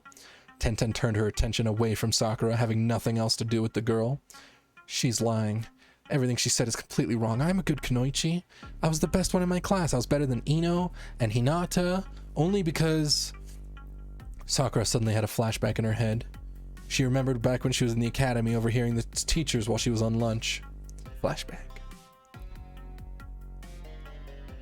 Oh boy, goddamn, this author has a bone to pick with Sakura, and hot damn, I gotta say, making Tenten that like I'm gonna tell it to you straight type bitch is actually kind of cool. Makes me kind of like Tenten. I'm down with, like, holy shit, that was raw. I was bro. I'm gonna post that on WorldStar later. Like, goddamn. Shit. All right, flashback. Sakura had finished her lunch early and wanted to head back and read over some of her material for an upcoming test. Before she got to the classroom, she overheard Iruka and Mizuki talking about her. So, Iruka, how do you think the final rankings for the kunoichi will pair out? Mizuki looked over the last set of assignments that had been turned in. Hard to say. Right now the top 3 in the class are Ino, Sakura, and Hinata. All 3 are ranked fairly highly in chakra control and critical thinking. But I'm worried that they have too many distractions and other problems stopping their full potential. And that problem is named Sasuke Uchiha, right? Mizuki figured that was the issue.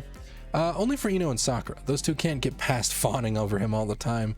Considering he's at the top of the class, there's a high chance that one of the two will be assigned to his team. If that's the case, I fear that team will have a lot of problems from either girl. Iruka knew that the two girls were highly infatuated with Sasuke and knew that if they didn't get over him, there'd be nothing but trouble. Hinata's not in that group. I thought she was just like every other girl.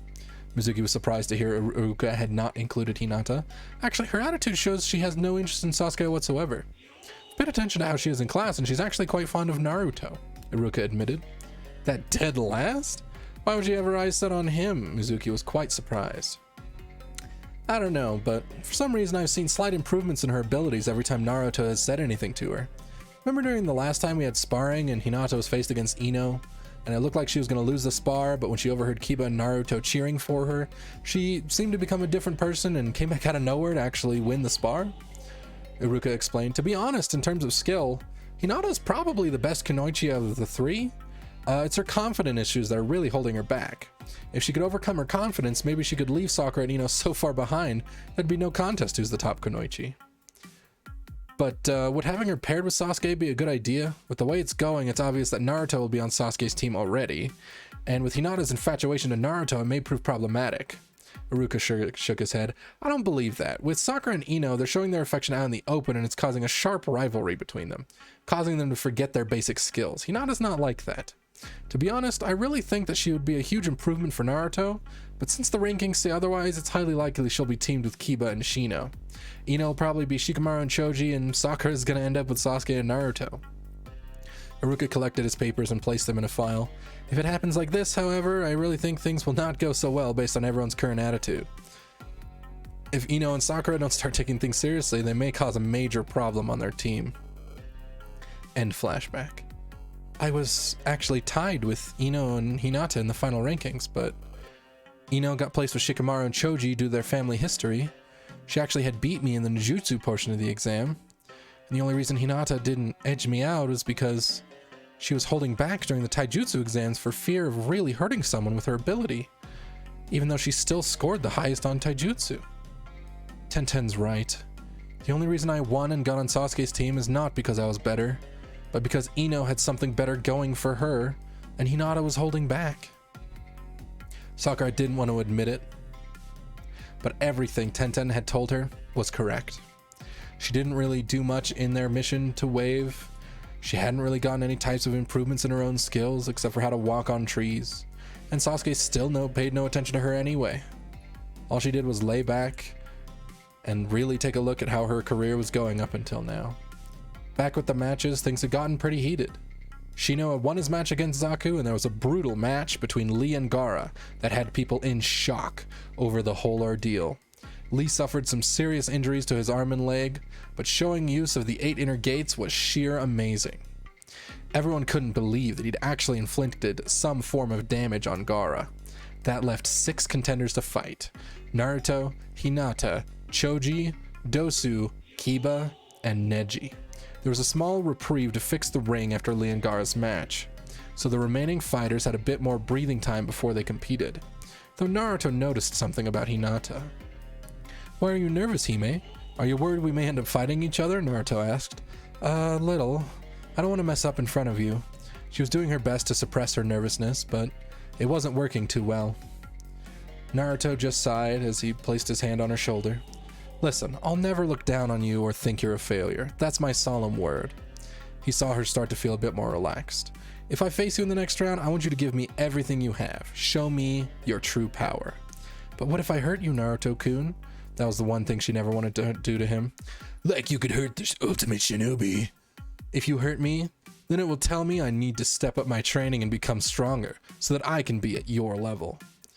And know that I will never intentionally hurt you, but if something happens to you, I will not push harder. I just want both of us to be the best we can," Naruto said calmly. "I want to be the best I can, and I want you to be the best you can." Hinata started to loosen up more, her nervousness leaving gradually. "I will do it. I will fight with everything I can, Naruto-kun. That's my girl," Naruto said as he saw the board. Things are heating up. Going crazy in here. This is wild. Honestly, so far I'm down with their AU changes for the matches so far. 10-10 versus Sakura ended up being a lot better than I thought, because 10-10 just tearing the fuck out of Sakura was quite brutal and enjoyable. Also, Ino just getting brutalized by Tamari instead of 10-10 was really just the same. So that was pretty much all in order to have 10-10 tell it to Sakura straight, huh?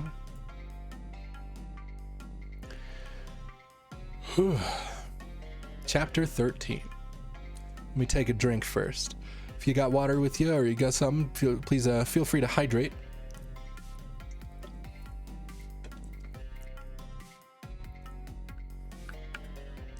Always important.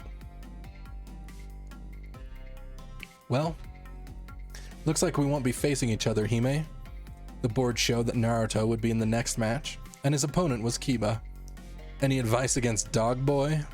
Hinata didn't want to betray her teammate, but she also wanted to help Naruto, though Naruto could see the loyalty in her eyes. "You don't need to say anything, Hime. That's another reason you're special to me. Not only do you have a kind heart, but your eyes show you are truly loyal to those you trust." Naruto gave her a light kiss on the forehead and headed down to the stadium floor. When he got there, Kiba was already waiting for him. "So, looks like it's you and me, huh, Naruto? Think you got what it takes to beat me?" Kiba was quite confident in his skills. "Beat you? I'll have you running home with a tail between your legs, you mutt." Naruto was equally as confident. "Alright, the match between Uzumaki Naruto and Inuzuka... I can't tongue twister this word for some reason. Inuzuka Kiba, begin! Hayate called the match and Naruto was the first to move. Already getting started, well, bring it on. Kiba met Naruto head to head. The two started throwing blows, not giving the other a chance to move. As Naruto was attacking, Kiba decided to get a little information. "So, you've been getting pretty friendly with Hinata. What's up with that, huh? I thought you had eyes for Sakura." "Whatever. You try dealing with that Banshee and see what happens. Besides, Hinata's a really nice person and she's a very good friend," Naruto said as he ducked one of Kiba's kicks. "I have a lot of respect for her too." "That's always like you. You've been the type of person that stays loyal to his friends. Too bad I won't help you this time. Come on, Akamaru." Kiba got some room to move as he threw a soldier pill to Akamaru. Upon swallowing, the Nindog gained a reddish tint to its fur as it jumped onto Kiba's back. "See how you handle this. Jujin Bushin, man beast clone. Shinkyaku no Jutsu, four legs jutsu." In a flash of smoke, Akamaru transformed into a perfect copy of Kiba. Ah, crap. That's gonna be a hard one. Shadow, got any ideas? Naruto thought to himself quickly. You're going to need to stay on your feet for this one, advised the ultimate life form. Quit talking to yourself and keep fighting. Kiba took off on the move and went in for the attack. Due to now having Akamaru as a clone of him, Naruto had to be even more careful. He tried blocking Kiba's attacks and even got out of the way of a few of them, but Kiba seems more persistent in his attacks. How is he keeping up with me? Naruto slightly caught his breath, but wondered just how Kiba stayed locked on him. Too slow, Naruto. Try this on for size. Gatsuga! Fang passing Fang. Kiba and Akamaru charged at Naruto, and both began rotating at high speed, until they formed a pair of matching twisters that continued to loop over each other. Naruto barely escaped, but as soon as he landed, he got nailed in the back by Kiba's technique. Kiba then kept up the attack and hit Naruto at least 5 other times before backing off. You like that? Nothing gets past Gatsuga. Pretty good. That's some nice speed on that move too. Naruto wiped a bit of sweat off his head, but I'm definitely not going down without a fight. Naruto continued to fight on as Kiba unleashed his Gatsuga over and over. Both boys were pushing themselves pretty hard, and it could easily be seen. Man, Naruto, I've got to admit, there's no way you could be dead last if you're still standing after all this. Kiba was trying to catch his breath, now showing a little more respect to the blonde. You've made this one hell of a fight. Thanks, Kiba. But that still doesn't mean I'm gonna let you win. Naruto was breathing just as hard. I've got to do something to finish off this match or it'll never end. With your current fighting style, you won't have the edge. You're too messy and unrefined. Naruto's other opponent commented, You need more precision in your strikes. So, what did you have in mind, Shadow? Asked Naruto. Use chaos control, but not on yourself. Shadow figured Naruto would be confused. I figured you'd be confused. Listen, chaos control not only allows pure, near instantaneous movement of yourself, but it also allows instantaneous movement of other objects as well. That includes inanimate objects or even pure energy as well. Okay, so where's this heading? Naruto was still confused. Throw a punch as hard as you can and focus chaos control into the energy you release with each punch. Direct it to hit your opponent and see what happens. After the exams are over, I'll demonstrate a different fighting style, Shadow commented.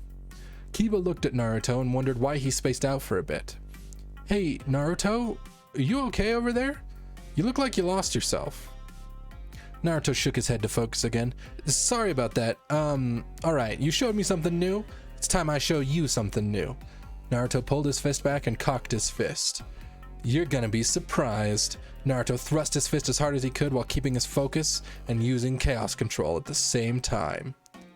That's it. Kiba was cut off as he felt a sharp punch in the back of his head.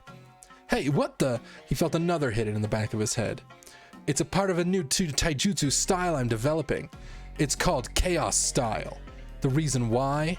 You never know where the next hit'll come from. Naruto smiled as he continued to throw punches and leave Kiba guessing. Hinata, on the other hand, immediately had her Alright. Let me just drink some juice. That wasn't juice. Alright. She immediately had her Byakugan active to see what was happening. As she watched, she looked at Naruto's chakra at the same time. So when he punches, he releases a bit of chakra. Now, it looks like chakra, but it's really the chaos powers. It's not much, but it's enough to really make those punches sting. Hinata kept watching until she saw just what was going on. The chaos powers disappear when next to Naruto and reappear near Kiba. However, it looks like this is causing him to lose a lot of chaos power. Hinata's suspicions were right. Naruto was losing his chaos powers at an alarming rate. He had to stop the attacks on Kiba, or he was literally going to wear himself out. Okay, gotta stop. Too much. Kiba took his time to make his move. He got down on his hands and legs and looked like a more feral stance. Shikakyu no Jutsu! All fours jutsu. Kiba growled at Naruto like he had gone rabid. Told you, this fight is mine. Oh shit! Naruto barely had time to finish as Kiba nailed him right in the face. He staggered back, but Kiba stayed on the move. Come on, Naruto, show me what you got. Unleash the beast. Kiba kept up, darting back and forth, delivering strike after strike to Naruto. Just as he was about to hit Naruto again, Naruto quickly uses Chaos Control to give him some space, and created some clones to help him out. Kiba turned and looked at the Naruto clones as if nothing was wrong. You think clones can stop me? I know exactly who the real one is. Bring it, dog boy! Naruto sent in all of his clones to attack, but one by one Kiba dodged as if it was nothing. He homed straight in on the real Naruto with no problem and gave him another fierce punch to the face. I told you, I know where you are no matter how many clones you make. I can smell you. Kiba growled again, ready to attack once more. Naruto was breathing heavily, trying to think on the fly. Oh man, what the hell can I do now? I've got to do something. Maybe that jutsu I'd thought of trying. That's my only option. He placed his hands in a cross seal to form more clones, but Kiba was already anticipating it. He'd gotten behind Naruto, ready to strike once more, when the worst possible thing happened. Time seemed to slow down, as things couldn't get worse. For Kiba, that is. Naruto, shocked that Kiba hadn't gotten behind him, lost all concentration on his jutsu, and in that loss of concentration, he farted. Now normally this is a minor irritant to people in close proximity, but for Kiba, it had become utterly brutal. Holy crap, that's just plain rancid. Kiba started gagging and doing everything he could to get the smell out of his nose. Naruto had actually found a weakness to Kiba's jutsu and didn't even know it. Due to Kiba's heightened senses, what was a minor irritant to some was utter hell for him. Ugh, I can't breathe. Naruto had to think a second to figure out what was going on. He looked back and saw Hinata slightly blushing. Luckily, Shikamaru snapped him out of it. Hey Naruto, finish him off! Shikamaru yelled out. Naruto looked and saw Kiba completely distracted. He formed his seal and summoned 4 more clones. He sent in all 4 to strike Kiba with sharp kicks. Uzumaki! Kiba was sent flying as the real Naruto leapt off the back of his clone into the air. He got above Kiba and landed a sharp heel kick into Kiba, sending him crashing to the ground. Naruto Rendon! Uzumaki Naruto combo / barrage. Kiba hit the ground hard and was slightly moving.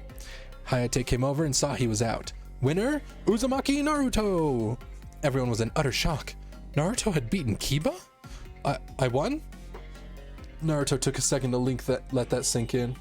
Holy crap, I won! Yeah! Naruto broke into immediate celebration over his victory. As the medics came to get Kiba, he slowly came to. Hey, Naruto. Good match. He had a slight smile on his face. Even in defeat, he was quite happy at this fight. You too, Kiba. We gotta do that again sometime, Naruto said to his comrade. As Kiba was being carried off, he said one last thing to Naruto. Hey Naruto, Hinata hasn't fought yet. If she gets matched up against Neji, don't let her fight. That was all Kiba could get out before he fell unconscious again. Why would he say that? Naruto made his way back to the balcony where Hinata and his other comrades were waiting. So, how'd I do? Gotta say, Naruto, that was pretty disgusting. Great job on the win, though. Choji was already chopping away at some chips with his congratulations. Thanks, man. Think I did okay, Hanahime? Or Hinahime? He turned his gaze to the lavender-eyed girl. You did wonderful, Naruto-kun. Hinata nodded back to him with a smile. However, her smile was soon about to change. Looks like you're next, Hinahime. Naruto saw that her name had come up on the board for the next match. However, when her opponent was chosen, Hinata was suddenly struck with pure terror. Oh, no. Her entire body was shaking as her opponent was none other than her older cousin, Neji Hyuga. Is this why Kiba said to try and get her to quit? Is she afraid of Neji? Naruto thought to himself. This isn't gonna be good, Shikamaru said straightforward. Hinata, what are you gonna do? I have to go. She slowly started walking towards the stadium floor when Naruto grabbed her hand and stared her straight in the eyes. Hinata, listen to me. Whatever he's done to you, push it out. Get rid of it. You are strong. Naruto told her, no matter what happens, win or lose, I will be behind you all the way. You can do it. Hinata took a few breaths and calmed herself. I can do it. I will fight my hardest. No matter what happens, I will always support you, Hinahime. Naruto pulled her in for one short embrace, noticing she calmed down a bit. Hinata then made her way to the floor where her cousin looked at her with a cold stare. Alright, well. I wonder what Zabuza's doing. Yeah, I don't know, like, they made it a real point that Zabuza is, like, Zabuza and Uzumaki-san are, like, they work for Naruto, but, like, after they were established to work for Naruto, outside of, like, the one intro of, like, yeah, he says good morning to them and then moves on to the Chunin exams, we haven't really heard anything about them, so maybe he's, like, helping Uzumaki-san clean up Naruto's house. Alright. Well, another quick refresher break. Get some hydration if you got it. I know my throat needs it. Okay. 9th match. Hyuga Hinata versus Hyuga Neji. Begin! Hayate started the match as neither one made a move. Look at you. You actually had the nerve to try and face me in combat? Neji said sharply as he activated his Byakugan. I can read your every move, and I know that you're still trembling in fear, like the way you hold your hand close to your face. It symbolizes you trying to fend off my stare, and your eyes shifting to the right. That says you're hoping I won't notice you.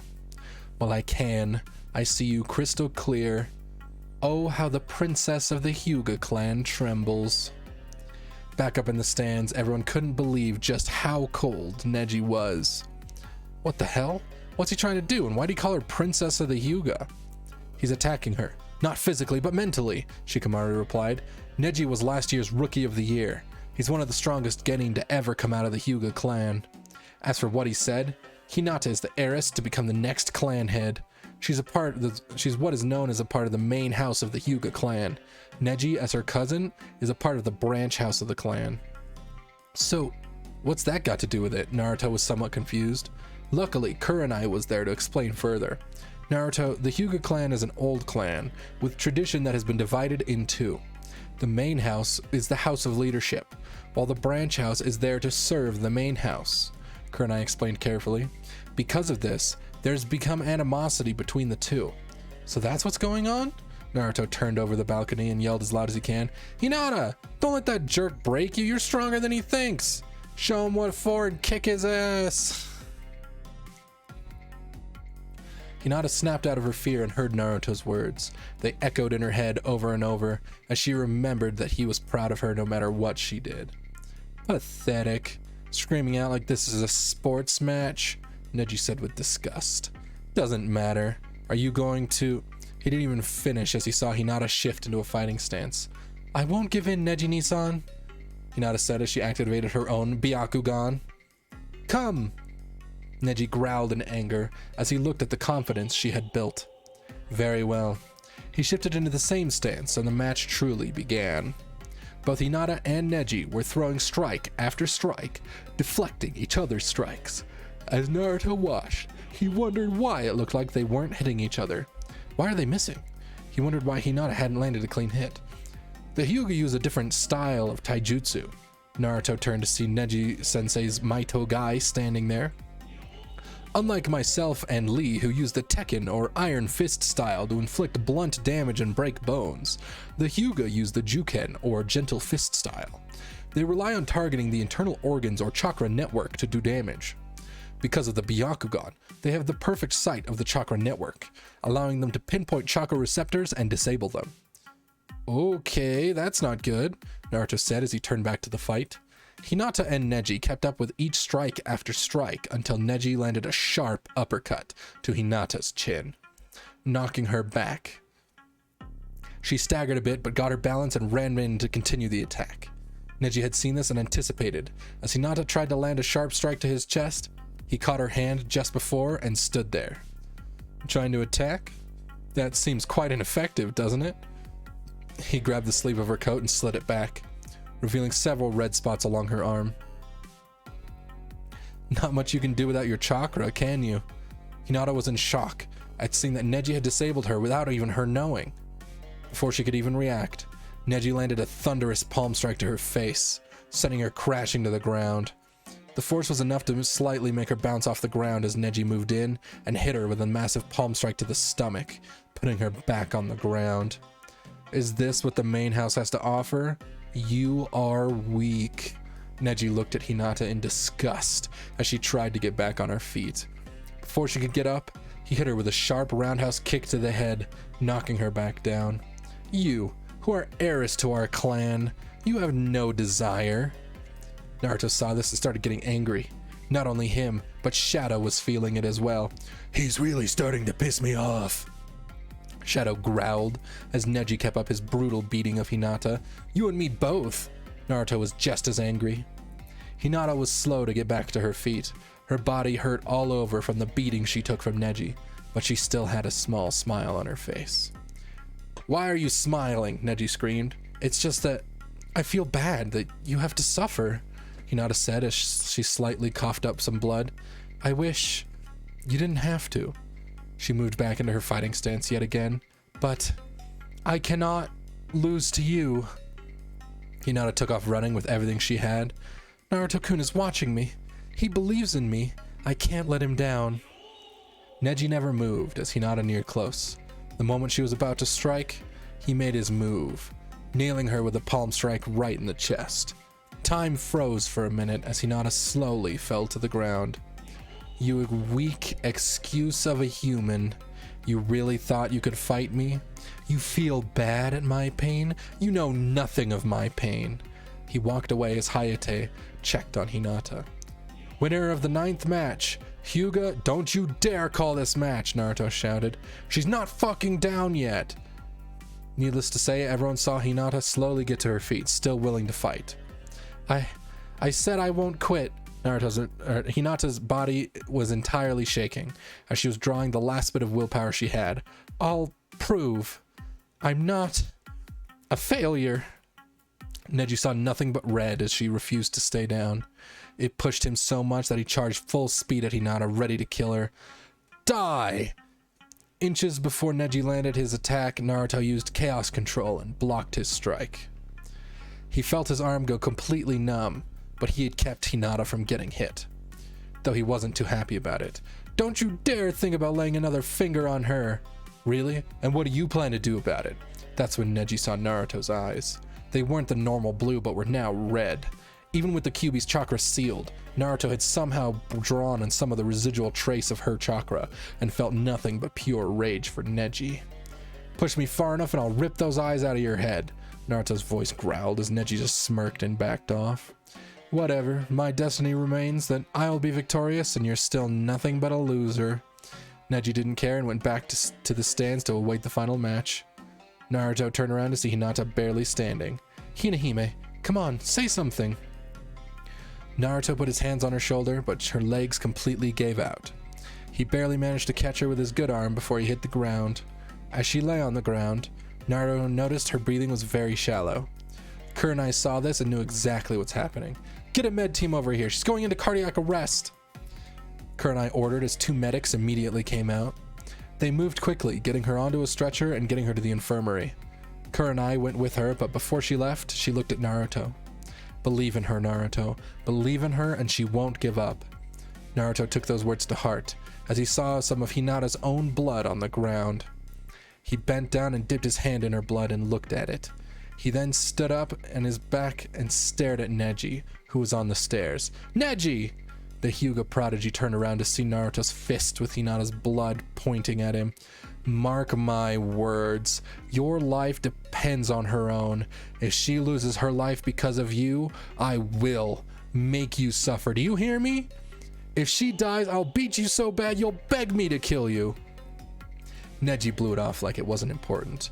You need not make idle threats, fool. He turned away from Naruto, and before he took another step, there was a small explosion right at his foot. Naruto had thrown a chaos spear, and no one knew if he was trying to hit Neji or not. The next one won't miss, Hyuga. Naruto screamed. His mind was a wreck over seeing Hinata beaten so badly, and now she was fighting for her very life. That's why Kiba wanted me to keep her from fighting. He walked slowly back to the stands as the final match between Choji and Dosu got underway. He was so focused on Hinata's well-being that he didn't even pay attention to see Choji lose to Dosu. It took him a bit, but he finally managed to calm down. That was when he was called back to the arena floor. He, along with the 8 other finalists, were now told to draw lots to see how the finals of the exams would be. As Hayate passed by with a large box, Naruto reached in and pulled out a ball with the number 1. As everyone else continued, the matchups were set. Naruto saw that his opponent in the first round was none other than Neji. Naruto stared at his opponent. He knew this was his chance to make Neji pay for what he did to Hinata. Whoa! Nice, we got the Chunin exams done. Whew, things are getting intense. This author really likes to brutalize women. It's a statement to say, but it's true. This author seems to have it in for any and all kunoichi, because they can only get brutalized. You know, rip Choji's mat. Well, I mean, to be honest, the show kind of did Choji's match dirty too, if we're being completely honest. It was kind of just like, hello, me big, me roly-poly, and then other guy like, me stronger, me punch roly-poly, and then that was pretty much the fight. So honestly, kind of true to form. The big one that they like skipped over that's a little bit whack is Lee versus Gaara, but I assume that's just because the fight went identically to the way the anime went, because whenever they really like something from the anime, they tend to just be like, yep, it's exactly the same, moving on. Yeah, that was fun. All right, good stuff. So we finished the Chunin exam, or not finished, but we're going to be entering the dual phase of the Chunin exam next time, which is a lot of fun. So we made it to chapter 13. Wow, we're cruising right through this. I have no idea where this stuff ends. I imagine the Chunin exam is only going to last probably another couple chapters, and then after that, I'm not sure how much of like the Tsunade retrieval arc or whatever this fic will go to before it finishes. I don't know if it's a complete fic or if it just sort of like stopped, as most tend to do, because I haven't read it yet. So it's gonna be exciting to find that out together. But this is a lot of fun. It's actually interesting. The version of Naruto that they set up in the beginning has sort of fallen to the wayside in their favor, because they want, I think, to have Naruto react similarly in behavior to how he was in the show. So they were super AU in the beginning with the way Naruto acted, but it seems like they've sort of pedaled that back a bit, and he's acting a little bit more like Naruto with a tinge of edgy instead of like pure edgy version of Naruto, right? So that's cool. That's cool. But either way, I think that's going to be it for me today. Thank you so much for tuning in. Had a blast reading this, and I'm excited to do more next time. Although it may not be directly next time, like tomorrow's stream. I'm not sure that'll be reading fanfic. It'll probably be something fighting game related, because I'm having withdrawals from Guilty Gear Strive not being playable, and it's pretty rough. So maybe I'm going to review some of my match footage and or like better players match footage, so I can, like, I don't know, learn something or some shit. I don't know. I miss Strive. Thank you for both blessing and cursing us. Well, you are absolutely welcome. I am happy to blurse you. I'm very good at blursing. So yeah, so tomorrow probably gonna be something, I assume Guilty Gear related, but it might just be a fighting game. I don't know. I've got the itch, man. Guilty Gear Strive was so much fun, and I can't wait to do more. So I'll probably be doing that, something like that tomorrow, and so look forward to more blursing, where we probably might be able to finish this fan fiction on the next read through. We might do that on Saturday so that I can make sure we finish, or maybe Sunday. We'll see how it's all feeling. But thank you for that. We need a blurse Lotus emote. All right, I'll look into emotes. Okay, I'll look into it. Even though at the most I can do right now is probably better TV emotes. But hey, that's something. Either way, thank you very much. Make sure to have a wonderful rest of your day. And as always, I will catch you next time.